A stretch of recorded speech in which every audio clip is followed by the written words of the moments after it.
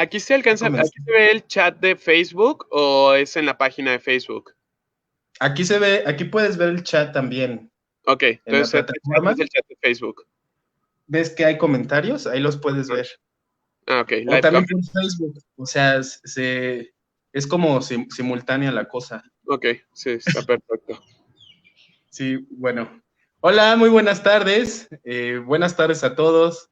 Muchísimas gracias por acompañarnos en esta siguiente conferencia de nuestro ciclo de conferencias Inixlin Yolot, Rostro Corazón, que la Organización de Jóvenes Difusión Tlamatilistli pues ha decidido realizar con el corazón, con muy buen gusto para todos ustedes. Quiero decirles también que pues esta charla en vivo queda grabada, posteriormente la subimos a YouTube para que sea un podcast que esté ahí para quien guste escuchar en algún momento dado, ¿no? Entonces, todos son bienvenidos. El día de hoy tenemos una charla. Yo soy Ángel, su anfitrión. Buenas tardes. El día de hoy tenemos una charla muy interesante que la imparte nuestro querido compañero Tlaloc Salinas. Tlaloc, hola, buenas tardes, ¿cómo estás? ¿Cómo te encuentras el día de hoy? Hola, buenas tardes, muchas gracias. Pues muy bien, muy contento de estar aquí, de poder participar y de poder compartir un poquito sobre esta parte que a veces queda un poquito como entre las sombras, ¿no? Dentro de toda la popularidad que ha tenido el yoga en las últimas décadas en Occidente, de repente se nos olvida un poquito como preguntarnos bueno, ok, ¿y de dónde viene esta cosa que me encanta, que me hace sentir tan bien, que me ha servido tanto en la vida? Pero pues es importante poder ir teniendo como herramientas para saber por qué procesos fue pasando esta tradición y que nos permite como entender lo que tenemos ahora y lo que entendemos ahora como yoga, ¿no? Está muy interesante, Tlaloc. Creo que será de muy buen gusto darnos la oportunidad y escuchar lo que tienes para compartir. Cuando estaba viendo tu trayectoria, yo me quedé con la boca abierta. Dije, oh, o sea, esta persona sabe de lo que habla, sabe de dónde dice las cosas, ¿no? Sí, pues un poquito, ya quieras que no, 10 años de recorrer un mismo camino de forma constante, ininterrumpida y locamente apasionado, pues ya te va dando algunas herramientas para poder comprender un poquito mejor algo tan vasto como es la práctica y la tradición del yoga. Claro que sí. Pues es un enorme gusto tenerte con nosotros. Para los que apenas nos visitan, muy buenas tardes, gracias por estar en esta transmisión. El día de hoy vamos a tener la charla titulada Introducción a la historia del yoga por el maestro Tlaloc Salinas. Buenísimo. Pues no sé cómo ves, si empezamos ahorita o damos un minutito más a la demás gente que se vaya integrando. Creo que ya hay algunos en el chat. Veo que ya se han ido metiendo. Entonces, ¿tú qué dices?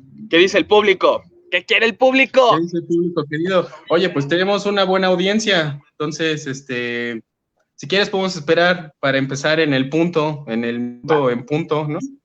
me late. Unos segunditos ahí para iniciar. Quiero decir, por otro lado, que Difusión Tlamatilistli es una organización de jóvenes que buscan la difusión cultural y la divulgación de la filosofía náhuatl, pero también de filosofías no occidentales. Y para ello, pues, es importante comentar que el maestro Tlaloc forma parte de este grupo de jóvenes. Tlaloc es un embajador de Difusión Tlamatilistli. Tlaloc, pues, desde ese lado es un enorme gusto tenerte aquí con nosotros y que nos compartas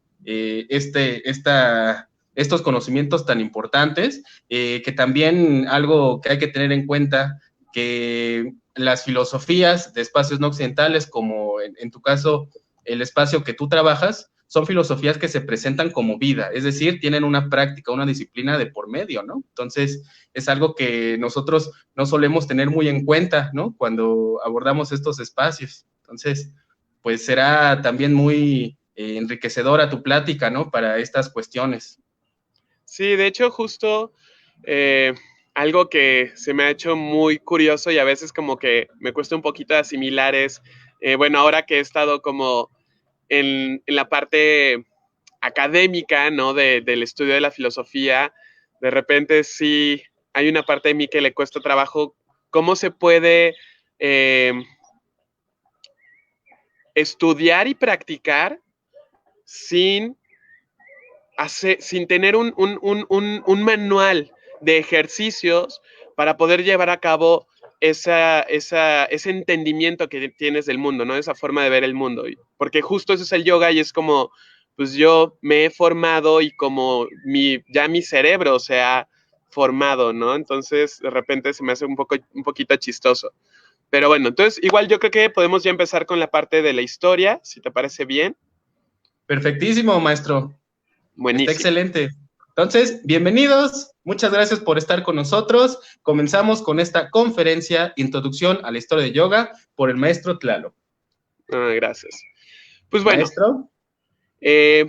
Entender la historia del yoga no es nada más entender la historia de una escuela de pensamiento o de una escuela de prácticas que están entretejidas con una forma de entender el mundo, sino entender los procesos históricos, culturales de todo un pueblo.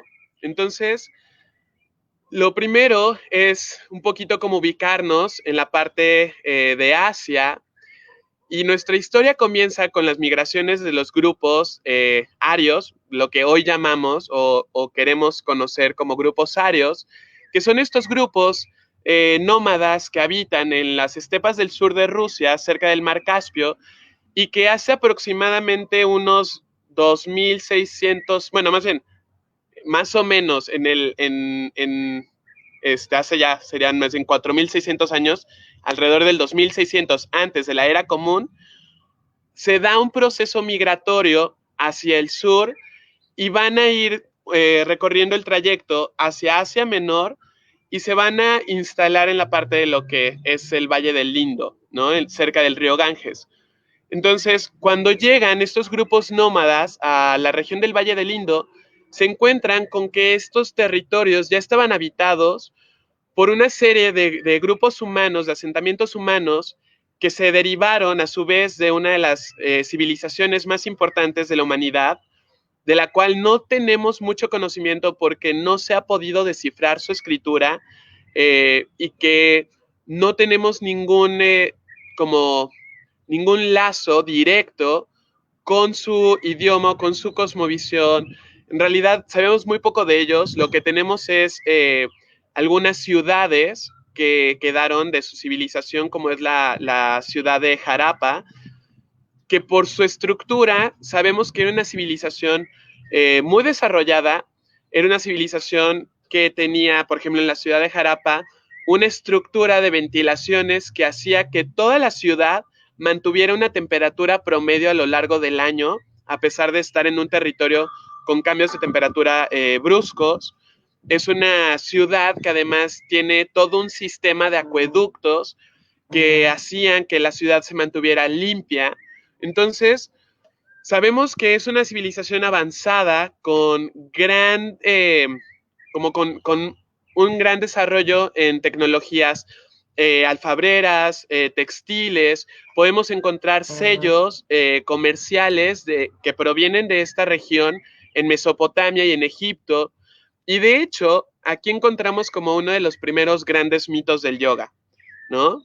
Y está relacionado con una figurilla, una especie que se cree, no se sabe si bien si es una moneda, si qué es, si es una figura religiosa, pero tenemos una figurilla que representa lo que parece ser a una persona sentada con las piernas cruzadas y tiene una especie como de medias lunas a los lados de la cabeza. Y entonces hay algunas corrientes que, que validan la antigüedad del yoga en esta figurilla, diciendo que esta es la primera representación de un yogi meditando. El tema aquí es que en realidad es una aseveración muy difícil de sostener porque la palabra yoga no se vuelve a usar hasta dentro de 1500 años, ¿no? Entonces, tenemos esta figura de una persona sentada con algo que parece una postura de meditación, con símbolos que se podrían interpretar como Prajapati o Shiva, que son parte de la iconografía del yoga, pero que en realidad es bastante difícil de sostener, ¿no? Entonces, una vez que estas bueno, más bien que estos grupos nómadas arios llegan al Valle del Indo y que se encuentran con asentamientos que son como derivados de esta civilización del Valle del Indo que ya había pasado por su decline, comienzan a amalgamarse en un proceso que pareciera ser que fue relativamente pacífico. Y entonces, en el año 1800, antes de la era común, comienza lo que se conoce como el periodo védico, ¿ok? Entonces, del 2600 al 1800, antes de la era común, es este proceso de migración y de primeros asentamientos en el Valle del Indo. Después del 1800 al 800, antes de la era común, tenemos el periodo védico, que es el periodo en el que se construyen o se articulan los primeros grandes himnos de la tradición espiritual de la India.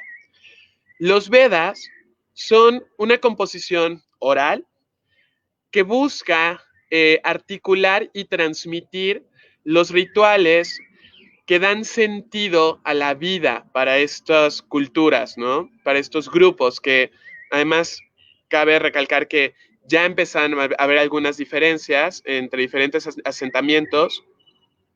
Entonces, estos himnos lo que buscan hacer es negociar entre el ofrendante del sacrificio que tradicionalmente se lleva a cabo se me acaba de ir la palabra, el brahmin y los dioses, ¿no? Entonces, como esa es la función del ritual en esta tradición, la de negociar entre la humanidad y las deidades, el medio por el cual se hace esta negociación es el fuego, cubre uno de los aspectos más importantes de la cosmología de la India, del ritual védico.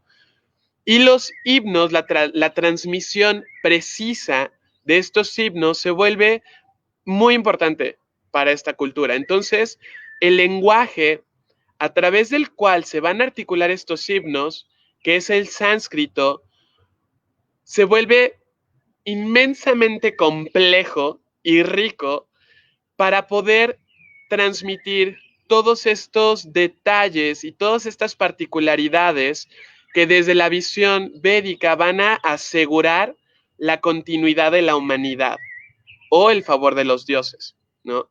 Entonces, en este periodo védico, también por medio de los mitos, la sociedad se va organizando alrededor de las castas, de las varnas, y hay un mito en particular que es el que da origen o el que valida esta estructura de castas, que es el mito de Prajapati.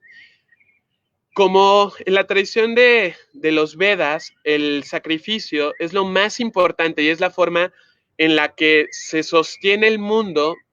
Prajapati, que es el nombre que se le da a la divinidad no personificada. Prajapati quiere decir el señor de todas las criaturas, el regente de todos los seres. Entonces, es una forma en la que se le nombra a la divinidad sin darle ninguna personalidad particular.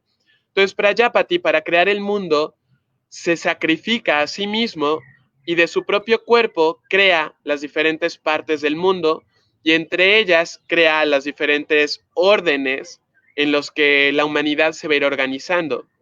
Entonces, de su cabeza crea la memoria, la voz y la palabra, y a través de esto da forma a los brahmines, que van a consolidar la casta sacerdotal y que son como los que guardan estos rituales, los que guardan la memoria de la cultura del grupo, y por lo tanto son los únicos capaces de entender a los dioses, la voluntad de los dioses, ¿no? Y eso los pone en el estrato más elevado de estas categorías. Después, con los brazos, crea los kshatriyas, que es la casta de los príncipes o de los guerreros. En realidad es más bien de los guerreros que son gobernantes, ¿no? Porque los brahmines, a pesar de que es la casta más importante, su valor reside en que su vida está completamente dedicada a complacer a los dioses. Entonces, todo lo que tiene que ver con la administración humana y de recursos recae en los guerreros, que se vuelven príncipes, en los kshatriyas. Luego, de sus piernas, hace a los vaishyas, que son los agricultores y comerciantes, y de sus pies hace a los shudras. Entonces, que son los sirvientes y los artesanos. Como esta forma de estructurar la sociedad se da en la combinación de los arios con los grupos originarios del Valle del Indo, que hoy le nombramos como dravidianos, aunque no sabemos en realidad cómo ellos se nombraban a sí mismos, pero bueno, para términos funcionales, ¿no? Ahora sí que diría Samadhi, en términos explicativos, les llamamos dravidianos hoy en día, ¿no? Entonces, esta forma de organizar la sociedad es un acuerdo social que se da dentro de su propia estructura. Entonces, todos los grupos originarios que no están de acuerdo con esta forma de organizarse y que no acceden a este contrato social, viven en sus propias comunidades, pero al ir agarrando más poder este grupo védico, ¿no? Ya no es solo el grupo ario, sino el grupo védico, porque ya es como este coalescer de estos dos grupos humanos. Cuando los védicos se vuelven más poderosos en la región, estos otros grupos que no habían aceptado entrar a la orden o al contrato de los Vedas, de las varnas, de las castas, entonces comienzan a ingresar a las comunidades de las varnas por necesidad económica o comercial y comienzan a ser relegados y comienzan a serles dadas las tareas que ninguna de las otras castas quería hacer, como el manejo de las sustancias consideradas impuras, como los cuerpos, los cadáveres, los excrementos, cuestiones relacionadas a las excreciones humanas. Y surge esta otra varna, que no es una casta, de hecho se les conoce como los sin casta, los avarna, que se les llaman los chándalas, ¿no? Y que aún hoy en día se puede ver en India, estos grupos que son sumamente pobres, que viven en la marginalidad de la sociedad hindú, son los herederos, los descendientes directos de estos grupos que no se unieron al pacto social de las castas, ¿no? Entonces, aquí tenemos como el primer estadio de la cosmovisión del yoga o de la India, que tiene que ver con el sacrificio, con el ritual y la disciplina, ¿no? Porque para poder preservar estos himnos, para poder garantizar que las palabras son recitadas de la forma exacta en la que tienen que ser recitadas, porque solo eso garantiza la correcta transmisión del sacrificio hacia los dioses, se desarrollan tecnologías mnemotécnicas muy avanzadas que de hecho en algunas academias de Inglaterra hoy están implementando para mejorar como este tema de la memorización de la información, ¿no? Entonces, en este periodo la espiritualidad de la India gira en torno a estos temas, ¿no? El sacrificio, la negociación, la disciplina, y lo importante, o parte de lo importante, es que la espiritualidad es exclusiva de los brahmines, de la casta sacerdotal. Ellos son los que pueden negociar, hablar y tener relación con las divinidades, ¿no? Una vez que estas sociedades se van estabilizando, van prosperando, se van enriqueciendo, comienzan a surgir lo que se conoce como la segunda urbanización en el periodo axial, entre el 800 y el año 100, antes de la era común, en el que las urbes comienzan a crecer cada vez más, se comienzan a dar estas ciudades-estados que están conformadas por monarquías y por repúblicas. Y dentro de estos espacios urbanos comienza a surgir una inquietud muy humana que podemos ver en todas las épocas de la humanidad, en el que las personas comienzan a cuestionarse si realmente esto es todo lo que hay que hacer en la vida, ¿saben? La gente empieza a preguntarse si la vida se trata de nacer, crecer, casarte, enriquecerte y morir, o si hay algo más. Entonces, muchos, o más bien, como sí, muchos individuos comienzan a congregarse cuestionando la vida en las ciudades, cuestionando la vida en las urbes, haciendo críticas a la vida de su época, considerando que se habían alejado del propósito de la humanidad, que se habían olvidado los valores, que se había perdido como el propósito de la vida y que ya todo era servir y generar riquezas y cumplir con un orden establecido por tu casta. Entonces, bueno, no sé si les suene familiar. Entonces, estos personajes que se llaman Shramanas deciden renunciar a este contrato social, a este acuerdo de vida, a este destino que les es dado, y se empiezan a refugiar en el bosque, en las cuevas, y comienzan a reunirse entre ellos haciendo estas prácticas que tienen que ver con encontrar qué es lo que hay más allá del cuerpo, qué es lo que podemos experimentar más allá del cuerpo, de la mente. Y entonces comienzan a desarrollar todas estas prácticas de austeridades con las que a veces asociamos tanto la práctica del yoga, que tiene que ver con hacer prácticas o, sí, pues sí, prácticas en donde la mente va a someter al cuerpo a través de la voluntad, ¿no? Entonces, son prácticas, y no miento, como por ejemplo, levantar un brazo durante 9 años y no bajarlo, ¿ok?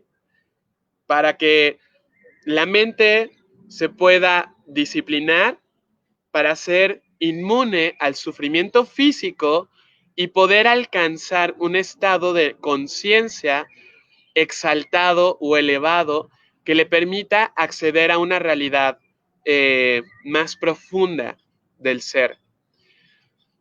Otras prácticas tienen que ver con hacer ayunos, someter el cuerpo a cansancio extremo, y entonces se hacen comunidades en los bosques, en las cuevas, aislados de la sociedad, en donde todos estos grupos comienzan a buscar como este propósito de la vida a través de la disciplina. Uno de los más significativos de estos Ramanas, de estos renunciantes, se llamaba Siddhartha Gautama. Tal vez algunos ya estén familiarizados con el nombre. Hoy lo conocemos en Occidente mejor como el Buda, ¿no? Entonces, es en este periodo que se da el budismo y menos conocido, pero también se da en este periodo el jainismo. Entonces, estos movimientos de budismo, el jainismo, comienzan a cuestionar el orden establecido y sobre todo comienzan a cuestionar el dominio que sostenían los brahmines sobre la espiritualidad.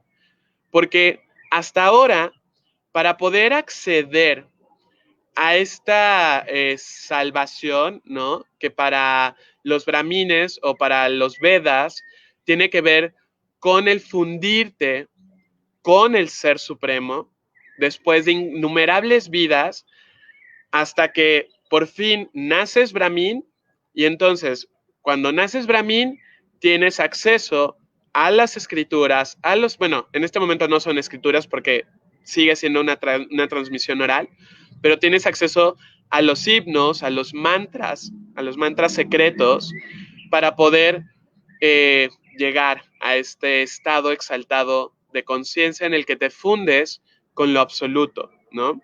Entonces los shramanas, los renunciantes, comienzan a cuestionar este dominio y comienzan a proponer que la liberación del sufrimiento es algo que puede acceder todo ser sintiente, no solo todo ser humano, ¿ok? Porque estas visiones, aunque ponen al ser humano en una condición particular, en la tradición de la India, la humanidad o el ser humano no es que sea el elegido de los dioses. Literalmente lo que se dice es que está en el punto exacto entre el sufrimiento y el placer. Entonces, otros seres, otras formas de ser, como los animales o las plantas o incluso los titanes o los dioses, están muy inclinados hacia uno de estos puntos. Entonces, por ejemplo, los titanes, los asuras, que a veces se traduce como demonios, pero no es una traducción como muy precisa, los titanes están demasiado inclinados a vivir la vida en el sufrimiento. Entonces, toda su vida, toda su existencia se rige a través de sentir dolor y sufrimiento constante. Ningún ser que esté todo el tiempo en sufrimiento puede alcanzar a ser libre, ¿no? Es un poco como, bueno, ahorita me está viniendo esta idea, ¿eh? Igual y después vale la pena corregirla un poco, pero es un poco como la dificultad que implica nacer en condiciones económicas o de vida demasiado adversas, en donde, pues a ver, no quiere decir que no puedas, pero va a ser muy difícil poder llegar a ser feliz, ¿no? Entonces los titanes llegan a la existencia en situaciones muy adversas, de mucho sufrimiento, y por eso para ellos es muy difícil alcanzar la liberación última. Por el otro lado están los devas, como las divinidades. Las divinidades surgen, son dadas en una situación de demasiado placer. Entonces, como las divinidades, los dioses, tienen la vida demasiado fácil, también es difícil para ellos alcanzar la liberación última. Y algo interesante es que en la tradición de la India, que es, o sea, cuando hablo del yoga, eso igual ahorita lo voy a explicar, pero cuando hablo del yoga hablo de la tradición de la India, por eso se puede equiparar, ¿no? En la tradición de la India, todos los seres aspiran a la libertad, aspiran a la liberación. Entonces, no importa si eres un ser humano o un titán o una deidad, todos eventualmente tienen que llegar al punto en el que se liberan. Se liberan de las ataduras, de las identificaciones limitadas, de las construcciones mentales, de los condicionamientos, seas el ser que seas, ¿no? Entonces, ahí me desvié un poquito, pero me pareció interesante explicarlo. Entonces, bueno, los shamanas, sí, ya me acordé. Entonces, el budismo, el jainismo y los movimientos espirituales que se empiezan a dar en este periodo axial comienzan a, por así decirlo, como a democratizar la liberación espiritual. Comienzan a democratizar la salvación, por así decirlo, ¿no? El sentido soteriológico de la espiritualidad de la India. También es en este periodo que se componen los Upanishads. Los Upanishads son son anexos que se le dan a los Vedas, en donde se explican desde la mística los rituales védicos. Entonces, algo importante en la tradición de la India, en la espiritualidad de la India, es que no hablamos de una espiritualidad revelada, ¿ok? Y ese es un punto muy importante. En India no hay un profeta, no hay un texto que se considere la revelación completa, terminada de cómo alcanzar la meta suprema, ¿ok? Incluso los Vedas estos himnos sagrados que se consideran el único medio hasta ahora, ¿no? Hasta ese momento histórico, para alcanzar la meta sagrada, no fue compuesto por una persona. En principio el mito dice que lo compusieron 7 sabios, 7 rishis. Hoy sabemos que fueron muchos más, ¿ok? Entonces, en lugar de que haya un profeta que tiene una revelación y que transmite la palabra última de la divinidad, sea quien sea, lo que tenemos es que hay diferentes sabios o místicos que tienen revelaciones y cada uno complementa esta visión o esta experiencia de qué es la divinidad, ¿ok? Entonces, así como los Upanishads, los Vedas se fueron componiendo en un proceso largo de varios siglos, después con los Upanishads se le, eh, se le adjunta una interpretación mística de los rituales de los Vedas. Entonces, actualmente se conocen cerca de 200 Upanishads, cerca de 200 textos que se consideran extensiones de la revelación védica, de la revelación central, aunque se considera que son 11 los principales, y lo importante es que en los Upanishads se comienzan a elaborar ciertos conceptos que yo me atrevo a llamar filosóficos, aunque no a todos los filósofos de la academia les guste que les llame así, como el karma, que hoy conocemos como la ley de la causalidad, ¿no? El samsara, que es el ciclo de renacimiento, moksha, que es la palabra o la experiencia que denota la liberación, y surge la idea del Atma y el Brahman, que tiene que ver con el estado de identidad entre el ser individual y el ser absoluto, ¿ok? Entonces, en la espiritualidad védica, la creación, ¿no? El ser individual era parecido, pero no era idéntico a las deidades, a Prajapati, o a Brahman, al creador, a la deidad creadora, ¿no? En los Upanishads se plantea que el ser individual es igual al ser supremo, y es esta idea de Atman y Brahman. Entonces, esta idea de que el individuo es idéntico al creador es lo que genera después la posibilidad de tener una serie de prácticas que van llevando al individuo a la experiencia de lo absoluto, que es lo que se da en el siguiente periodo, en el periodo clásico. Entonces, del 200, más o menos, antes de la era común, al 600 de la era común, es lo que se considera como el periodo clásico. Después de todo este periodo de la segunda urbanización, el que se dan las ciudades-estado, sobre todo en el norte de la India, se comienza a unificar este territorio, y gracias al comercio en la ruta de la seda, comienza a haber muchísima riqueza en este espacio, y los gobernantes se permiten promover el estudio y la creación literaria de muchas disciplinas, ¿ok? Entonces, muchas veces tenemos esta idea hollywoodense y completamente eurocentrista de que la cultura solo existe en Europa y en Occidente, y que la ciencia solo existe en Europa y en Occidente.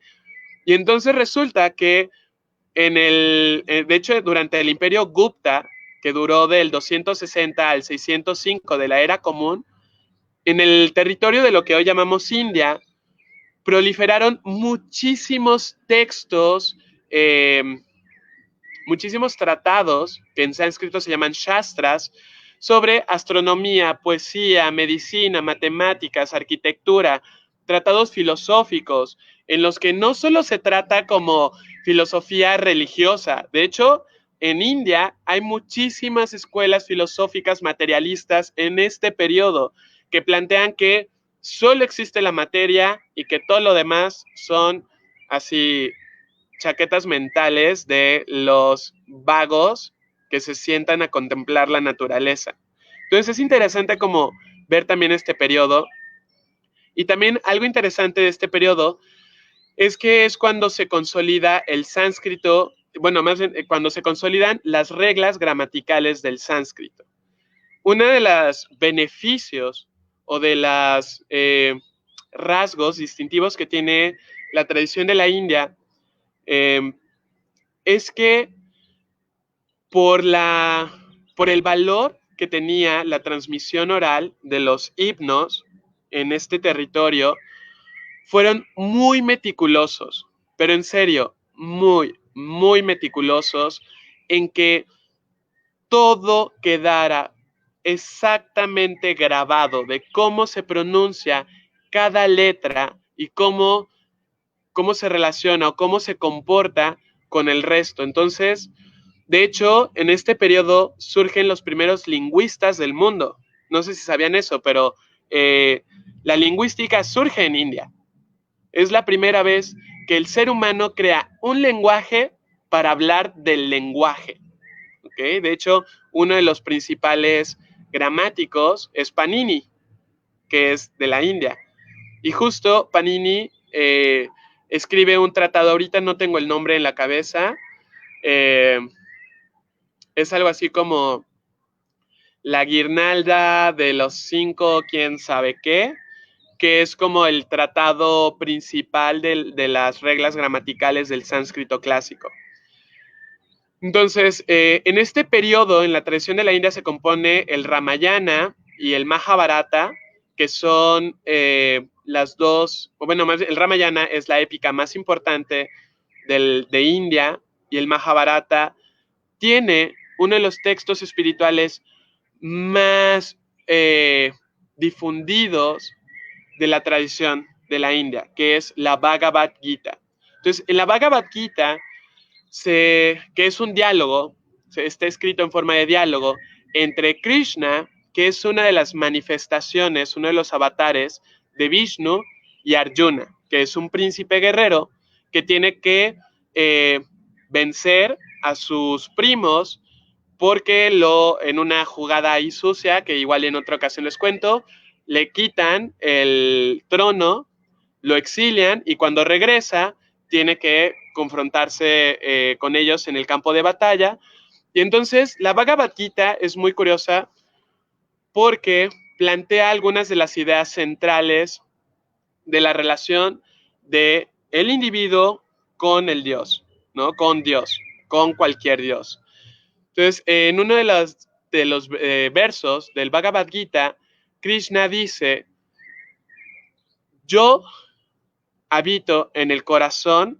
Cuando habla del corazón, no se refiere al corazón emocional o el corazón físico, sino en el centro de todos los seres del universo. Y el universo habita dentro de mí. Entonces, plantea una relación mucho más cercana con la divinidad, con Dios, que de lo que se había venido planteando en las tradiciones anteriores.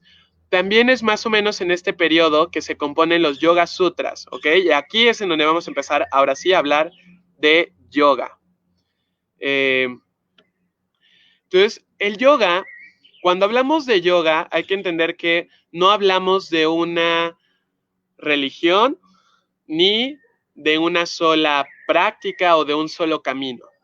Yoga, en su contexto original, puede significar tres cosas diferentes, ¿ok? Yoga puede significar método, así, literal, ¿ok? Su primer significado de yoga es una serie de pasos para llegar a un objetivo dado. Eso es yoga. ¿Cuáles son los pasos? ¿Cuál es el objetivo?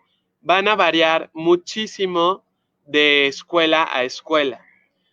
Otro sentido que se le va a dar a la palabra yoga tiene que ver con el proceso de este método, ¿ok? Entonces, estamos hablando de que el yoga como método te plantea un manual, una serie de pasos específicos para llegar a un lugar, ¿ok?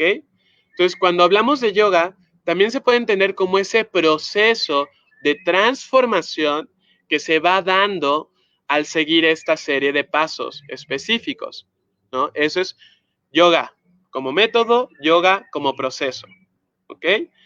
Y luego también tenemos yoga como estado. Yoga como estado se refiere a la experiencia de ese objetivo que te planteaba el primer método. Entonces, si el objetivo del yoga tiene que ver con, no sé, el amor incondicional, tú tienes el yoga como método, ¿no? Es como un manual que te va a decir los pasos para cultivar el amor incondicional y la meta, que sería el amor incondicional.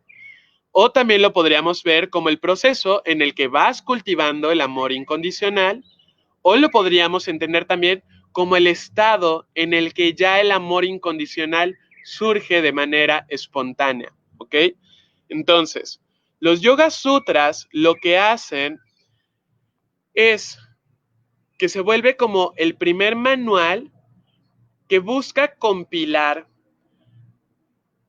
todas estas prácticas que hablan sobre el yoga, ¿ok? Entonces, se le atribuye este texto, se le atribuye la autoría a Patanjali. De hecho, el nombre, como siempre lo van a encontrar, son los Yoga Sutras de Patanjali, pero en realidad no se sabe exactamente si fue una persona, si fue un hombre, una mujer, si fue un grupo, porque además, dentro de la estructura, mete diferentes elementos que tienen que ver con la visión védica y con la visión budista. Entonces, eh, es muy peculiar este texto y vale la pena como clavarse a fondo a estudiarlo. Pero lo interesante es que nos plantea como este primer manual, ¿no? Para decir, bueno, ok, esto es el yoga, ¿no? De hecho, es el primero que da una definición de qué es el yoga, que él dice, yoga es el estado en el que todas las fluctuaciones mentales, emocionales, se serenan. Eso es el yoga, como un estado, ¿ok? Luego te dice, ok, ¿y cómo vamos a llegar a ese estado? Entonces te plantea el yoga como una metodología, como una serie de pasos que te van a llevar a ese estado. ¿Okay? Entonces, en este periodo, el periodo clásico, se da como esta consolidación, ¿no? De las prácticas.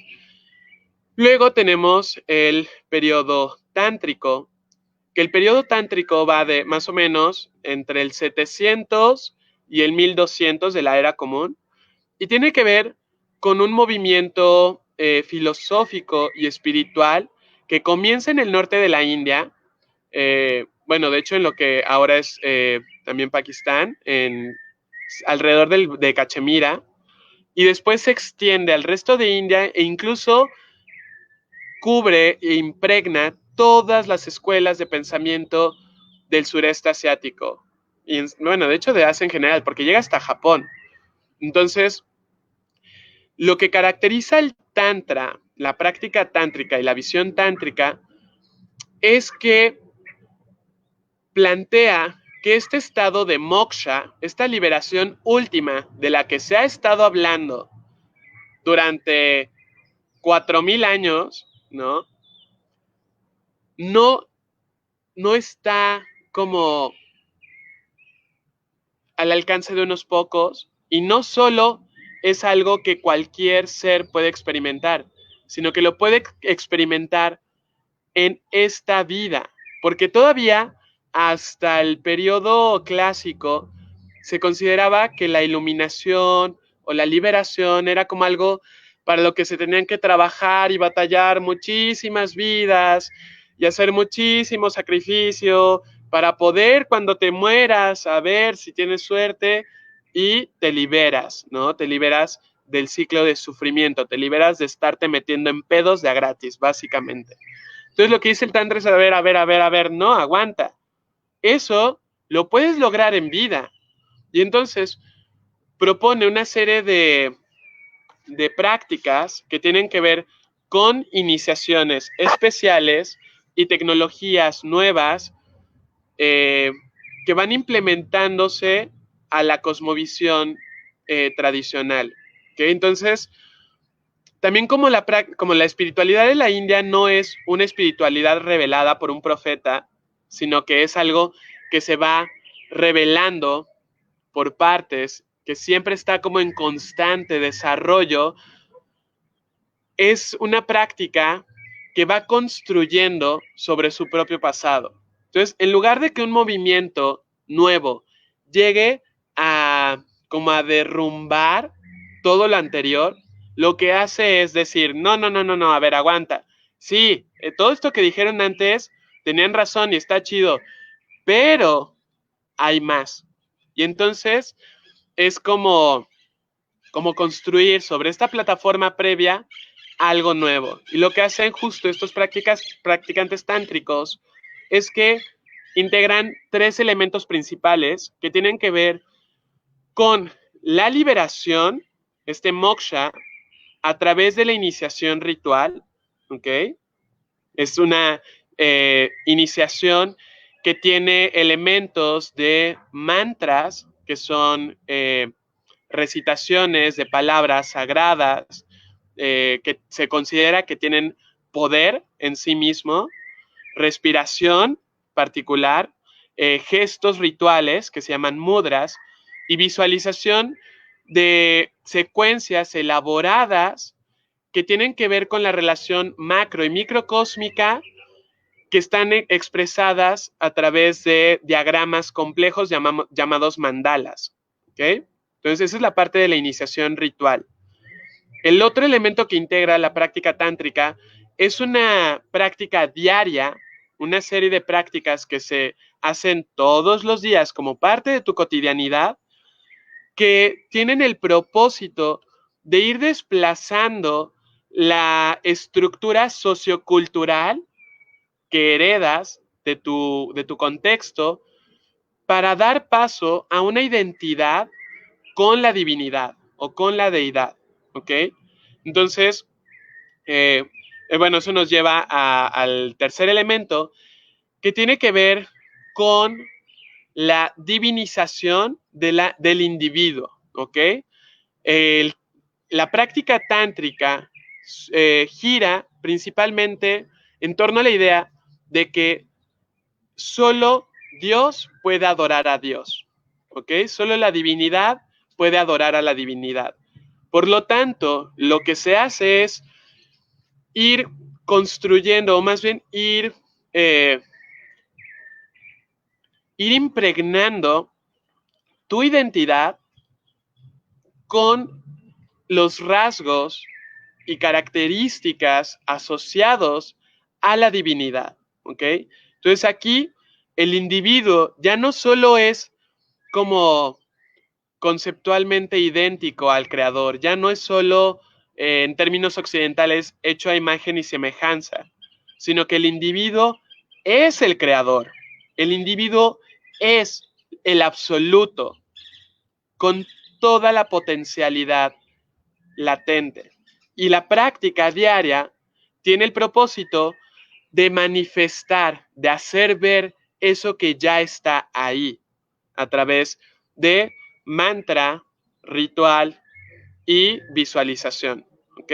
Entonces, varios elementos que hoy consideramos como que siempre estuvieron en el hinduismo, en realidad son tecnologías que se desarrollaron en este periodo, como los mandalas, como el concepto de la kundalini, como los mantras, hay diferentes tipos de mantras, los mantras raíz y los mantras semillas son de este periodo. Dice Sofía, qué maravilla, el individuo es el creador, totalmente. ¿Cómo ir reconociendo la divinidad de nosotros mismos? Exacto, de eso se trata el Tantra, de cómo reconocer, de cómo recordar. Lo que plantea es que es como si hubiéramos despertado un día con amnesia, ¿no? Y entonces nos vemos al espejo y aunque vemos nuestra propia imagen, no nos reconocemos a nosotros mismos. No sabemos que esa imagen somos nosotros.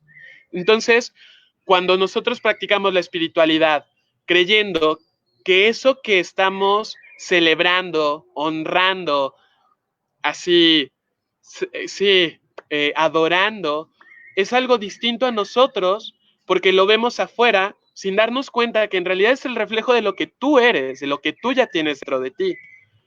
Entonces, eso se va a dar en este periodo tántrico. Luego, en el siglo XIII, se da el periodo de la conquista musulmana al norte de la India y eventualmente al resto del subcontinente de la India. Y en este espacio en el que el gobierno pasa a manos de otra religión, los gobernantes dejan de apoyar la investigación, el desarrollo de estas prácticas y de esta cosmovisión, y entonces el yoga comienza a pasar a segundo plano, comienza a ser perseguido. Los yogis, que son estas figuras que pues, trabajan toda su vida en identificarse con la divinidad, entonces son vistos como brujos, como personas que están locas, sedientas de poder, y entonces toda esta tradición tiene que ocultarse, se vuelve una tradición esotérica y que tiene que huir de la persecución del gobierno y de la persecución religiosa. Después, con la conquista inglesa en el siglo XX de India, pasa algo muy curioso. Como Inglaterra pone gobernantes locales como cabezas de Estado, como pues, cabezas, como gobernantes títere, pues estos gobernantes comienzan a tratar de generar una identidad local más fuerte y entonces es como se empieza a dar la investigación o la recuperación de estos textos tradicionales que habían estado segregados o incluso que habían sido perseguidos en otros momentos históricos. Y de hecho es muy chistoso, pero justo en Cachemira, ahorita no tengo exactamente el nombre, la neta, pero el gobernante de ese periodo, de Cachemira, pues se topa con estos textos que están como muy interesantes, que son de su región, que apelan mucho a la identidad local, porque pues hablan como de su pasado, ¿no? Y entonces los manda a reeditar, ¿no? Eso quiere decir que pasan los textos que estaban escritos en tablillas de madera en el norte de India o en hojas de palma en el sur y que por el clima tan inhóspito, más bien tan exuberante de India, de tanta humedad, de tanto calor, de tantos insectos, requerían de un trabajo de transcripción muy preciso y que se había mantenido durante generaciones. Entonces, manda a reeditar estos textos, pero como no había nadie que le interesaran esos textos en India en ese entonces, porque pues obviamente como el interés estaba puesto en Occidente, porque era el gobierno, era la hegemonía, entonces pues estos textos los mandan a Inglaterra y a Estados Unidos, a las universidades, y ahí quedan como pues paradas en bibliotecas, bueno, más bien en las librerías de las universidades, hasta que empiezan a darse la ola de migración de gurús, de maestros de meditación de India a Occidente. Entonces, estos maestros comienzan a llegar a Occidente y después con el movimiento hippie de muchos occidentales que van a India a buscar una alternativa de espiritualidad, comienza a haber mayor interés por estudiar estos textos y da paso a un estudio académico más formal de la tradición de la filosofía, de la cosmovisión de la India, ¿no? Entonces, pues ese es un poquito como la trayectoria, ¿no? O sea, básicamente tenemos el periodo védico que tiene que ver con el ritual, el sacrificio y los mantras, ¿no? Porque los himnos, la vocalización, la recitación, correcta de estos himnos era lo único que garantizaba el favor de los dioses, es el primero, y que la espiritualidad es exclusiva a los brahmines. Luego tenemos el periodo del axial o de los Ramanas, en donde se empiezan a cuestionar la hegemonía de los brahmines, la hegemonía védica, y se comienza a democratizar la espiritualidad. De hecho, algo que se me olvidaba, esta es la primera vez en la que se empiezan a escribir tratados de espiritualidad en una lengua prákrita, en una lengua, ¿cómo es aquí es, vernácula es la sagrada o la popular, no me acuerdo, pero bueno, en una lengua popular, ¿no? Que en sánscrito son las lenguas prakritas. Entonces, es la primera vez que se escriben tratados en una lengua común, que es el Pali, de hecho. Luego, y es cuando se escriben los Upanishads, que es la interpretación mística, filosófica de los Vedas, del ritual védico, o del mito védico, ¿no? Luego tenemos el periodo clásico, que es en donde se sistematiza la práctica del yoga como un método específico para llegar a un objetivo dado, ¿ok?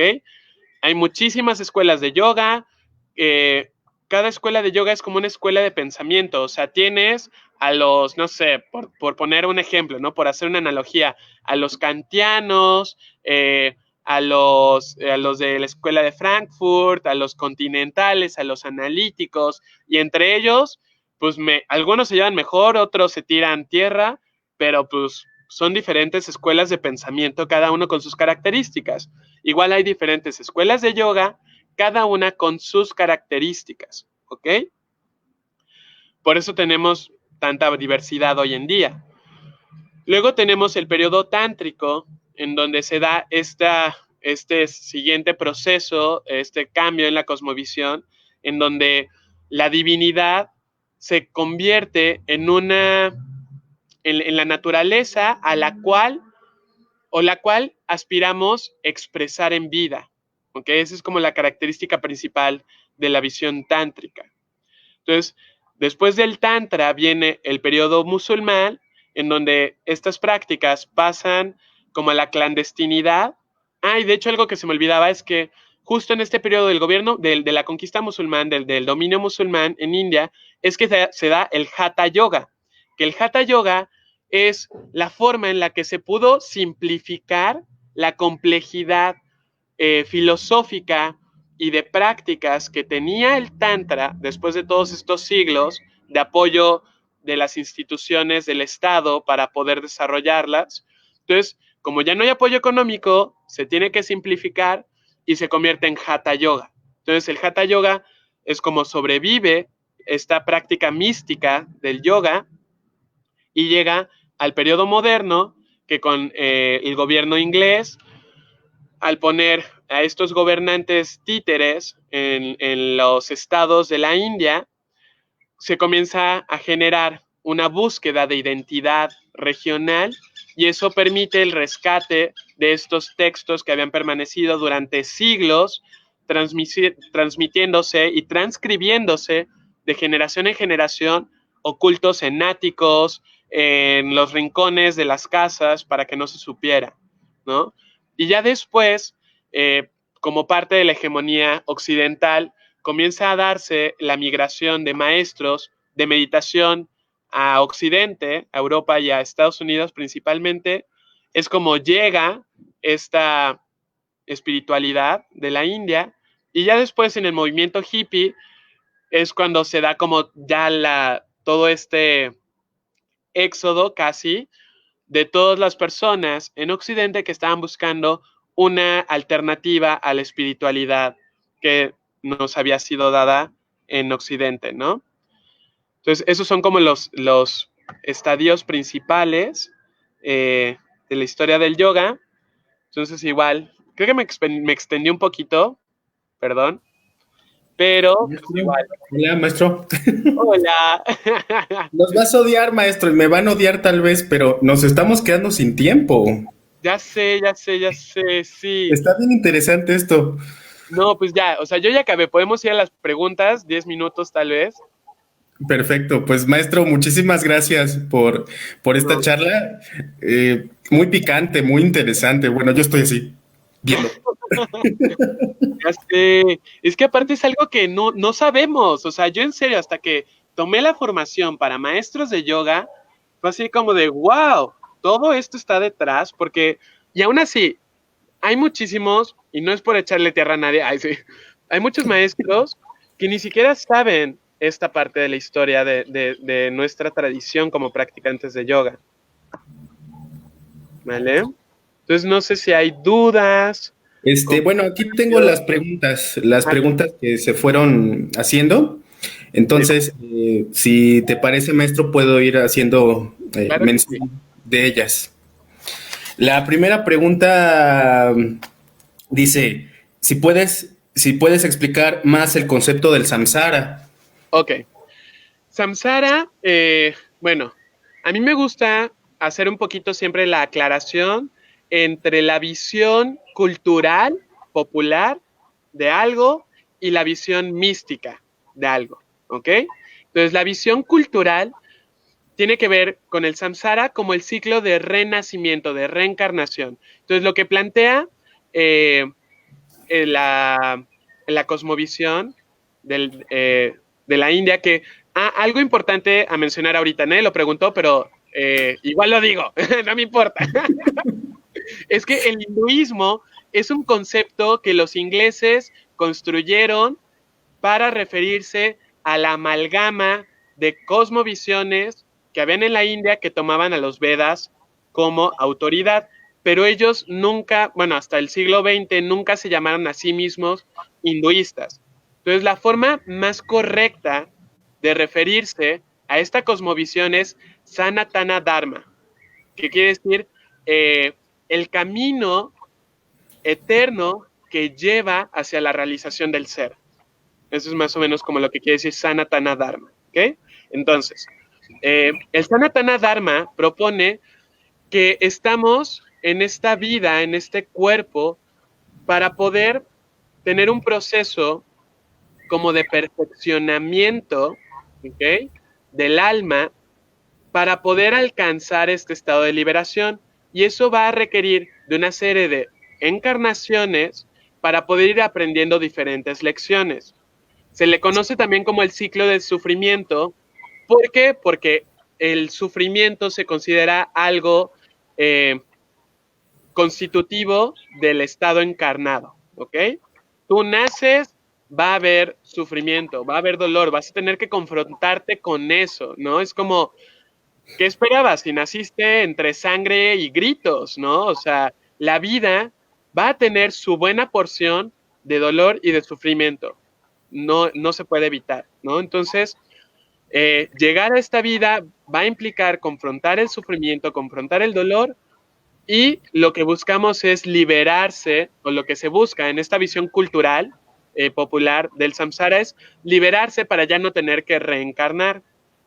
Ahora, en la visión mística, ¿no? Desde la visión mística, desde el entendimiento más profundo, el samsara tiene que ver con este proceso en el que el alma individual se va a ir dando cuenta de que las cosas externas no son lo que realmente está buscando, que ese apetito que tiene, esa sensación de que algo le falta, de que tiene que estar constantemente persiguiendo algo, ¿no? Esta característica que tiene el deseo de ser insaciable es porque eso que estamos buscando es el reconocimiento de nuestra naturaleza verdadera. Entonces, el proceso de reencarnación es simplemente el ser, el alma, tratando de encontrar afuera lo que solo va a poder encontrar adentro.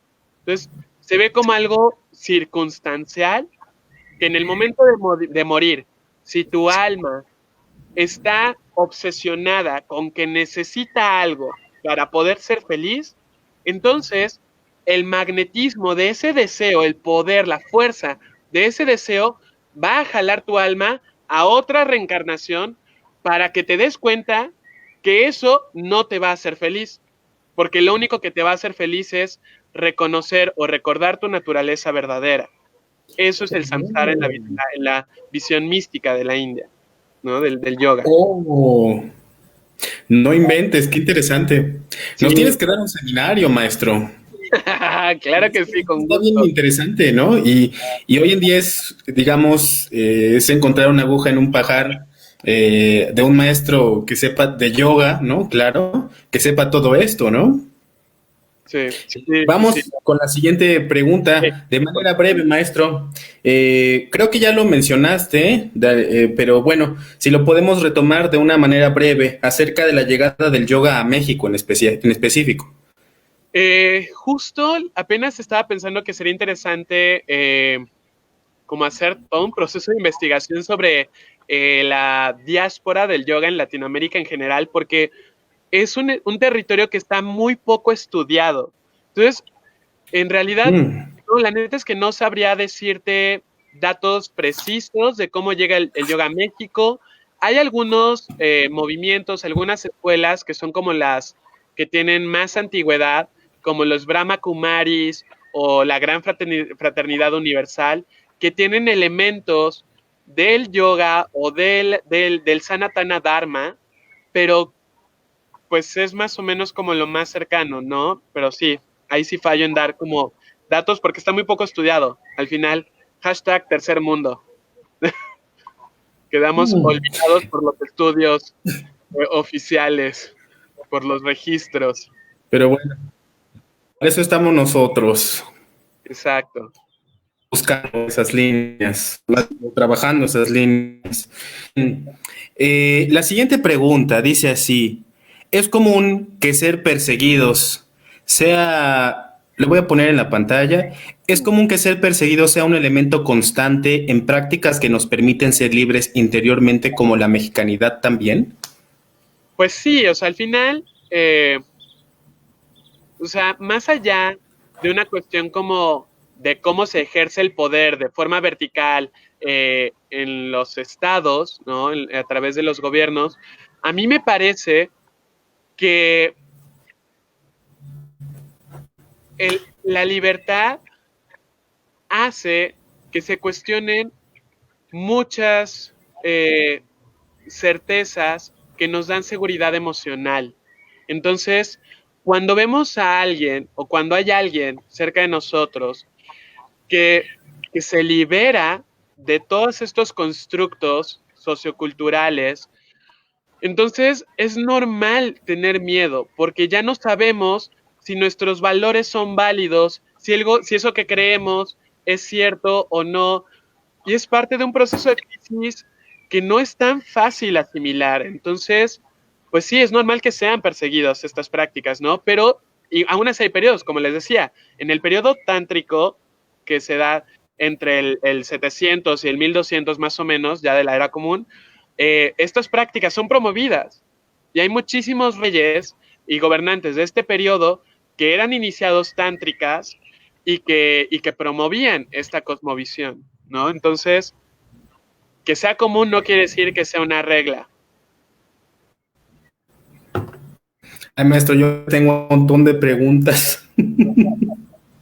Ya sé, sí, otra más, otra más. Ay, yo la verdad me he hecho como gordito y tobogán con estas cosas, me encanta.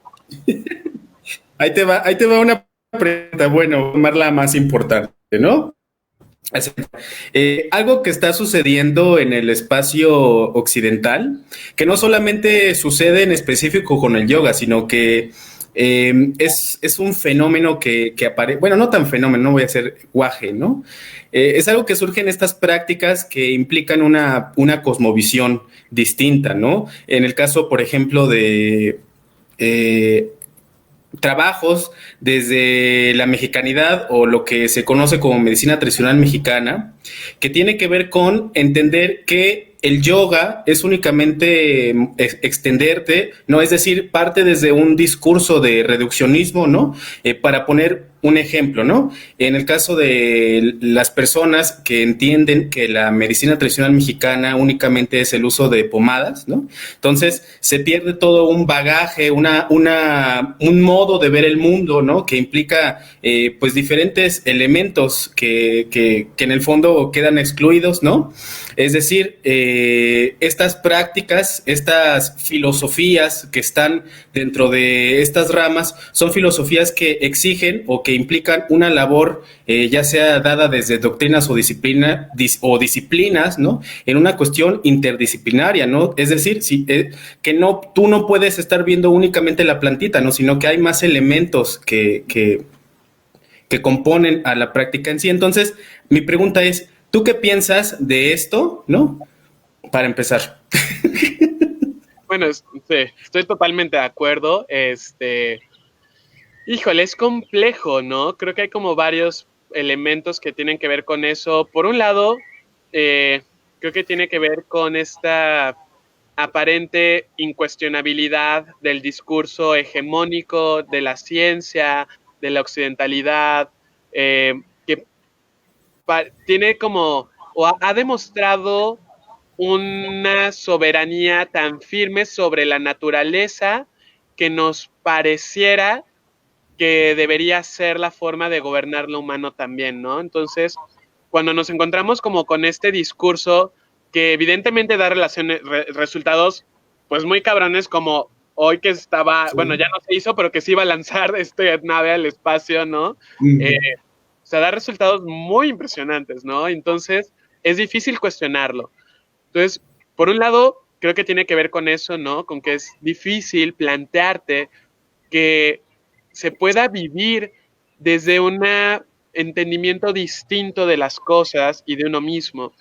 Y por otro lado, desde el yoga, a mí me parece que tiene que ver con un proceso de madurez personal. Algo que me encanta del yoga es que tiene la dosis perfecta para cada estadio de madurez de la conciencia. Todos llegamos al yoga, o la mayoría llegamos al yoga, primero por la parte física, ¿no? Por diferentes razones. Por salud, porque nos queremos ver bien, porque queremos hacer ejercicio, lo que sea, ¿no? Pero llegamos y es como, pues sí, ¿no? Quiero ir a estirarme, porque pues es lo que entendemos por yoga, ¿no?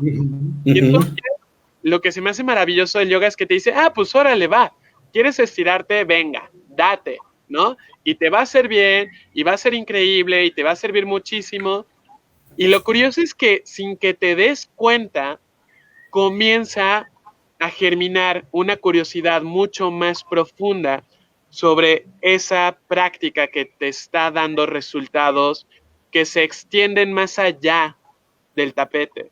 Porque después de un tiempo de hacer yoga, comienzas a darte cuenta que ya no solo tu postura corporal es distinta, sino que tu postura ante ciertas circunstancias comienza a cambiar. Y entonces, eso que igual y hace un año te hubiera detonado y hubiera hecho que mataras a alguien, pues de repente nada más te desesperas y dices como, ya, a la chingada, ¿no? Ya marté, me voy a otro lado. Y de repente dices, órale, ves en retrospectiva y te das cuenta de que hay un cambio mucho más profundo en tu postura interna sobre la vida.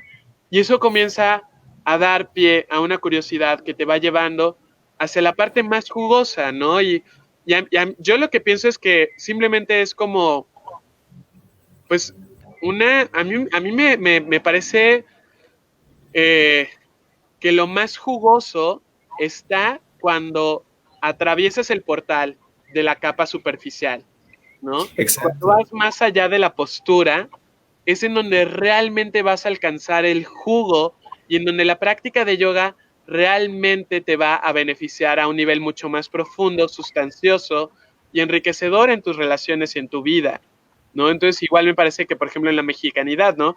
Cuando pasas de las pomadas, comienzas a darte cuenta que tiene una serie de elementos que te van a servir para muchas más cosas, solo el golpe y la reuma, ¿no?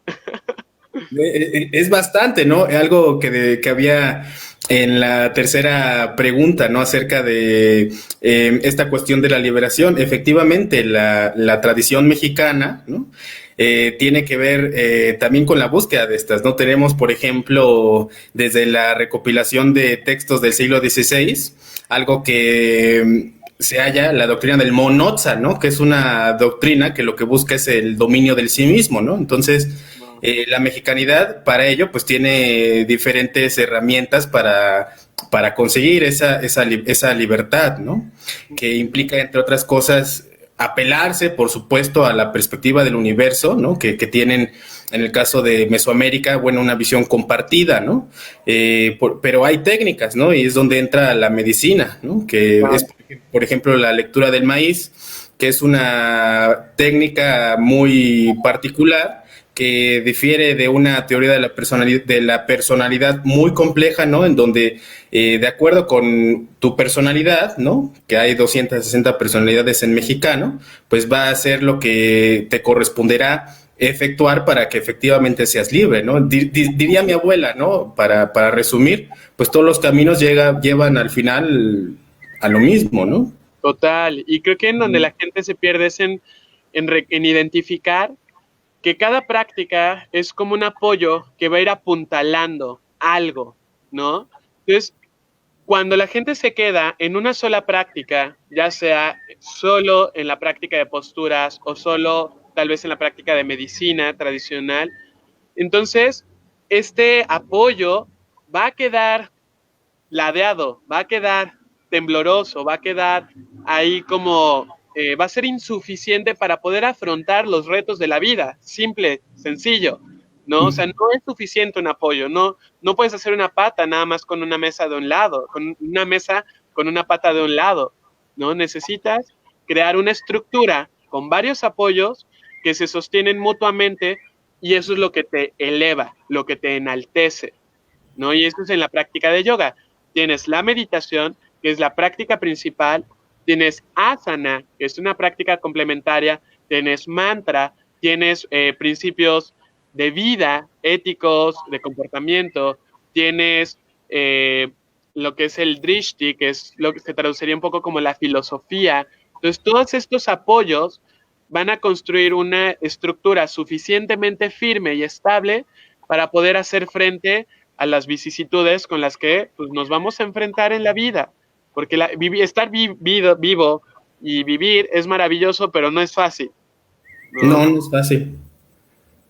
Para nada. Y bueno, en el espacio occidental, no me voy a hacer menso también en esto. Tenemos muchas problemáticas, ¿no? Que ya desde las teorías filosóficas, pues veríamos que el sistema económico, ¿no? Que refiere, entre otras cosas, un modelo utilitarista de las cosas, ¿no? En donde se aleja la disciplina, la estructura y se acerca a lo fácil, a lo que te da placer, ¿no? Entonces, Sí. eso como abrir la discusión en torno a las problemáticas que enfrentamos aquellos que nos dedicamos desde la trinchera a hacer las cosas desde una manera seria, ¿no? Sí, de hecho, justo me parece que esta cultura de lo express es uno de los principales obstáculos yo siempre hablo pues desde mi trinchera, ¿no? Desde lo mío que es el yoga. O sea, el principal obstáculo en la práctica de yoga es la cultura de lo express, de hacer yoga y esperar en un mes, ya como si te tomaras una pastillita y listo, ¿no? Quiero mis resultados ahorita, y si no, quiero hablar con el gerente, ¿no? Es como de, a ver, no, esto viene desde una estructura completamente diferente. Así es.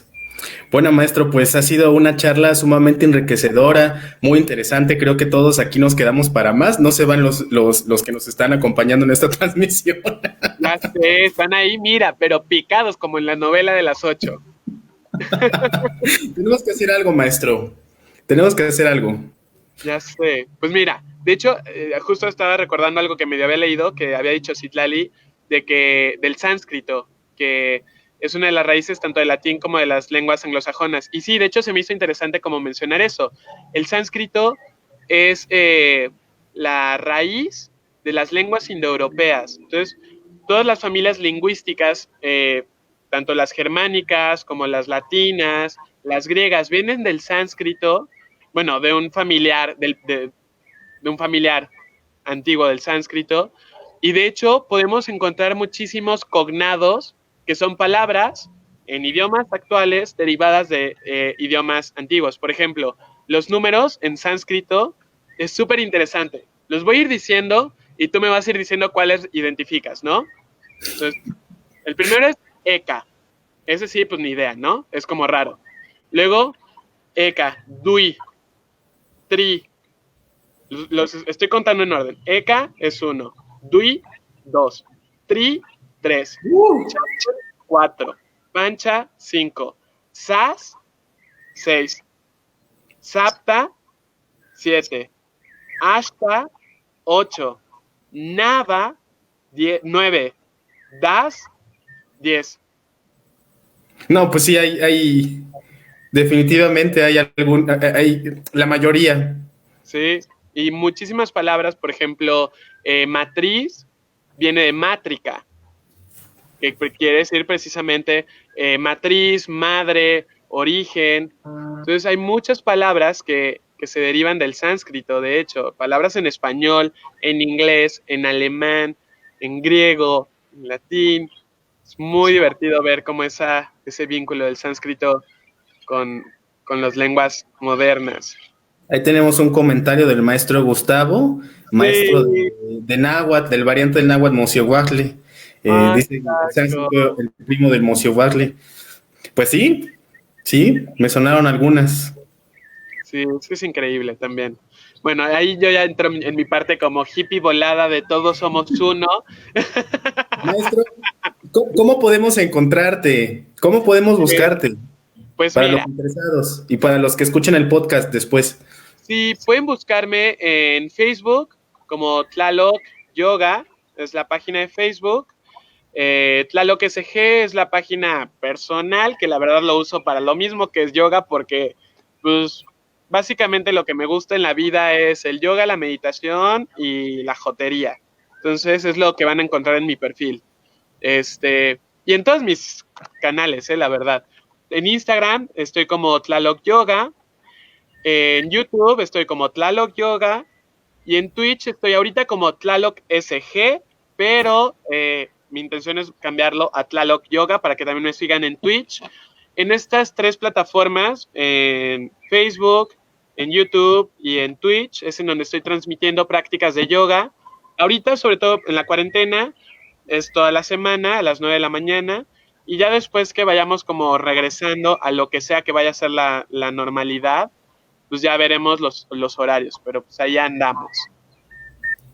Excelente, maestro, pues muchísimas gracias. Yo aquí quisiera decir, a ver si no hablo de más, que estamos cosechando, hay un proyectito de un programa educativo de filosofía hindú, ¿no? De shivaísmo.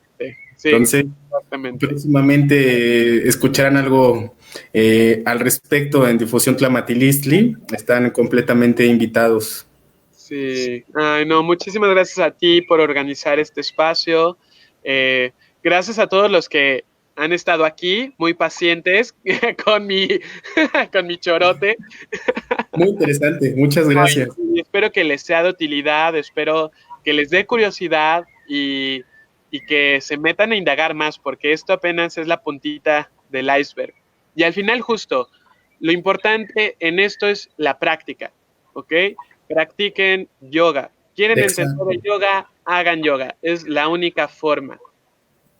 Excelente. Bueno, maestro, pues agradecemos mucho su participación en este ciclo de conferencias de la Organización de Jóvenes Difusión Tlamatilistli y Nixtli Inyolot.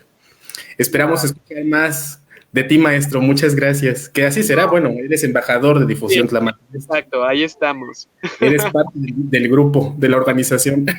Sí, ya no me puedo zafar tan fácil. Ya no te puedes zafar.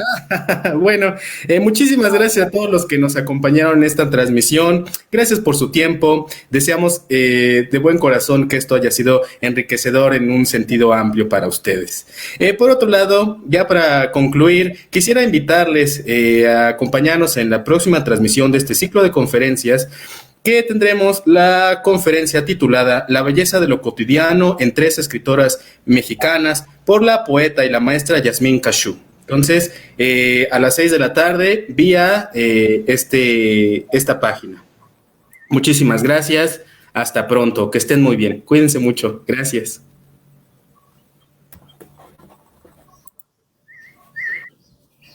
Y